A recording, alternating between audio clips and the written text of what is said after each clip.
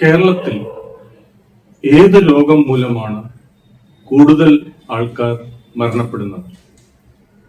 ഇന്ത്യയിൽ ഏത് രോഗമാണ് കൂടുതലായി കണ്ടുവരുന്നത്?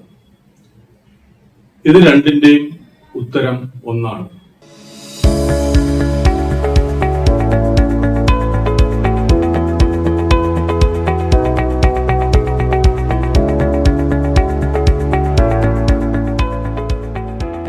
എന്നാൽ നിങ്ങൾ ഉദ്ദേശിക്കുന്ന പോലെ സാംക്രമിക രോഗങ്ങൾ, ഇൻഫെക്ഷ്യസ് ഡിസീസസ് അല്ല, മറിച്ച് നോൺ കമ്മ്യൂണിക്കബിൾ ഡിസീസസ്, അതായത് ജീവിതശൈലി രോഗങ്ങൾ കൂടിയും അത് കടുത്ത സാമ്പത്തിക ആഘാതം നമ്മുടെ സമ്പദ് വ്യവസ്ഥയിൽ ഉണ്ടാക്കുന്നുണ്ട്.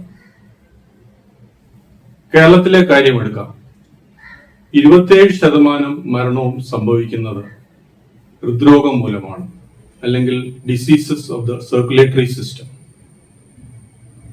ഇതിന് സർക്കാരിന് എന്ത് നയപരമായ ഇടപെടലാണ് നടത്താൻ സാധിക്കുക? ഉദാഹരണത്തിന് ചൈനയിൽ സ്കൂളുകളിൽ 2 മണിക്കൂർ കായിക പരിശീലനം നിർബന്ധമാക്കിയിട്ടുണ്ട്. കൂടാതെ ഓരോ ക്ലാസ്സിന് ശേഷവും 10 മിനിറ്റ് ഇടവേള നൽകുന്നു. ഇത് ഒരു പ്രതിരോധ നടപടിയാണ്. ഇതിന്റെ ചെലവും കുറവാണ്. ഇതിലൂടെ ഭാവിയിൽ ഈ കുട്ടികൾക്ക് ഉണ്ടാകാവുന്ന അല്ലെങ്കിൽ ഹൃദ്രോഗ സാധ്യത ഗണ്യമായി കുറയ്ക്കുകയാണ് ഇതിലൂടെ ചെയ്യുന്നത്. ഇതുകൂടാതെ പബ്ലിക് ജിമ്മുകൾ സ്ഥാപിക്കുക, അതിലൂടെ ജനങ്ങൾക്ക് സൗജന്യമായി വ്യായാമം ചെയ്യാനായിട്ടുള്ള ഒരു അവസരം ഒരുക്കി കൊടുക്കാൻ സാധിക്കും.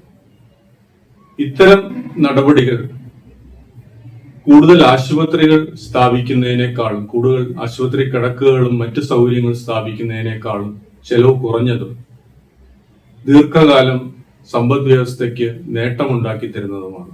മറ്റൊരു ഞെട്ടിക്കുന്ന ഒരു വസ്തുത പറയാം.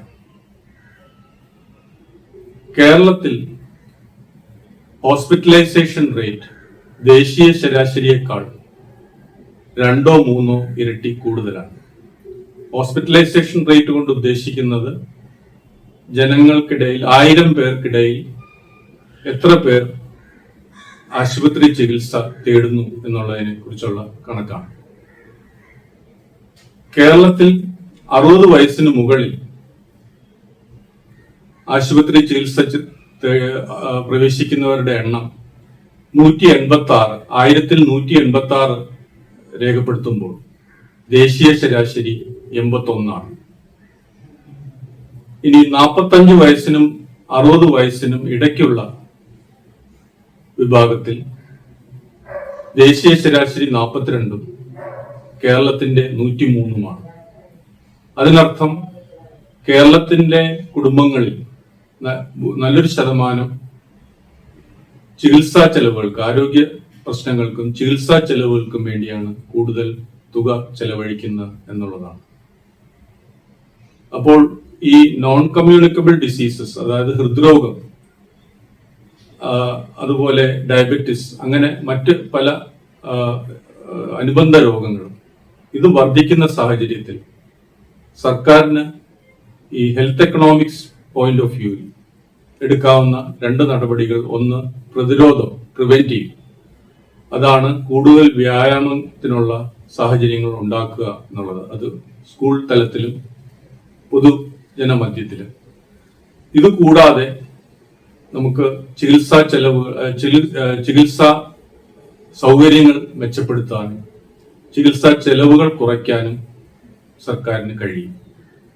ചികിത്സാ സൗകര്യങ്ങൾ എന്ന് പറയുമ്പോൾ കാർഡിയോളജിസ്റ്റുകളുടെ എണ്ണം മെഡിക്കൽ കോളേജുകളിലും മറ്റ് ആശുപത്രികളിലും, അതുപോലെ ECG, എക്കോ, ട്രെഡ്മിൽ തുടങ്ങിയ ഉപകരണങ്ങളുടെ എണ്ണവും വർദ്ധിപ്പിക്കുക തുടങ്ങിയ കാര്യങ്ങളും, അതുകൂടാതെ സ്റ്റെന്റും മരുന്നുകളും, ഹൃദ്രോഗ മരുന്നുകളുടെയും വില ന്യായമായ ലെവലിൽ നിർത്താനും കഴിയുക എന്നുള്ളതാണ് സർക്കാരിന്റെ മുന്നിലെ വെല്ലുവിളി.